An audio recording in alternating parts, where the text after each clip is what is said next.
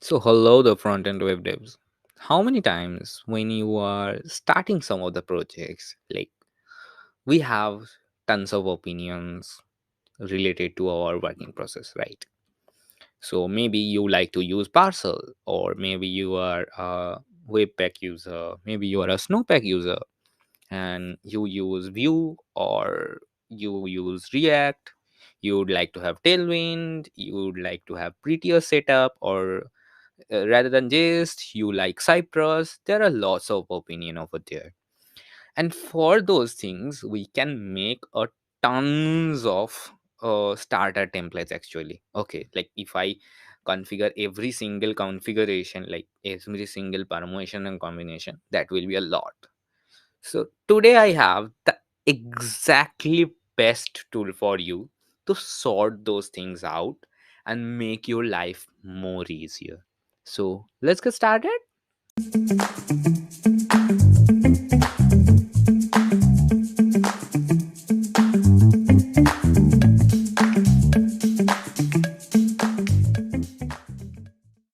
So today we are at createapp.dev, and this is just a no-brainer tool to create your like preliminary setup or whatever you wanna call it.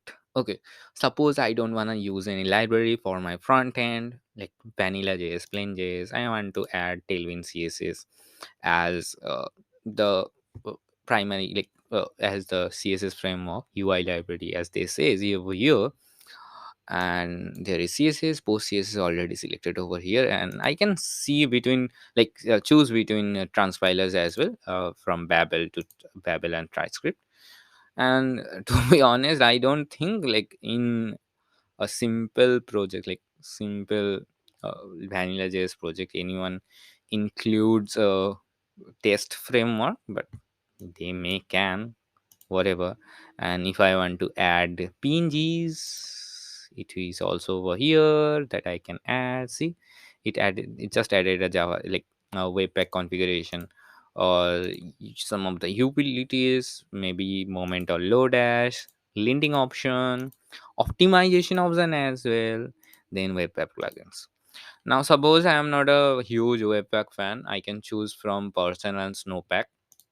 So let's choose parcel because parcel is really minimal. So let's choose react.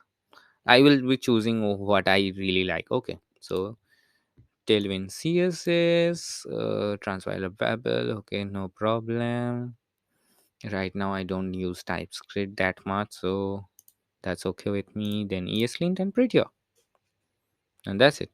And one thing you will see over here, it's already configured all of the files as well, like what you will put in all of those files. Okay, in babel also, in git ignore also, it has include all of those things. That is awesome, really awesome to have all of those things. But one thing I can't see over here is the post css plugin for, yeah, post css for tailwind css. And that's tailwind.config.css. No, we have post css, but where is the tailwind.config.css? I don't know. Okay, so that's one thing that is missing over here. Now this is really useful. I don't use parcel at all, I use webpack only, so it will be easier for me to choose in webpack. All of those things are looking good. React, okay, React also, and I have webpack plugins, a lot of webpack plugins actually. And analyzer, whatever, I don't put all of those. And I can put optimization, maybe some images. Okay, I have all of those things. Okay, still though I don't have this tailwind.config.css. I don't know why, but they are not including tailwind.config.css over here. Whatever.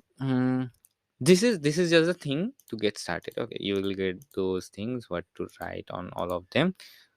Oh, now I get it actually why they are not keeping it, because the instruction is over here as well. Yeah. So yeah, like you have to just run all of those instruction on your a command prompt or like terminal, whatever you are using, and it will create the thing. Okay, now here is the thing. Like, as you guys know, I I am someone who always like gives a little bit of constructive criticism always.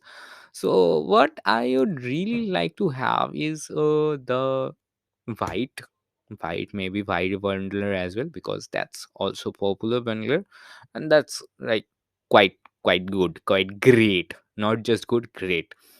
And we can't do anything about Next.js, because Next.js use its own bundler that's already like that use webpack under the hood, so we can't do anything about that. And right now I think they are using some kind of Rust compiler to compile all of those things in new Next.js versions, but we are not getting into that details right now. So here one suggestion would be that.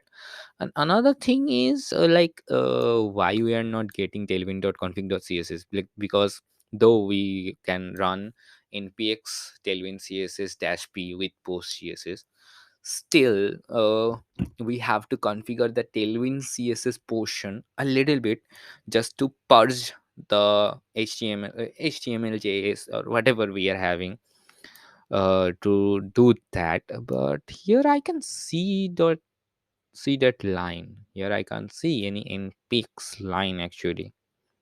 So that's something you should keep in mind while using this.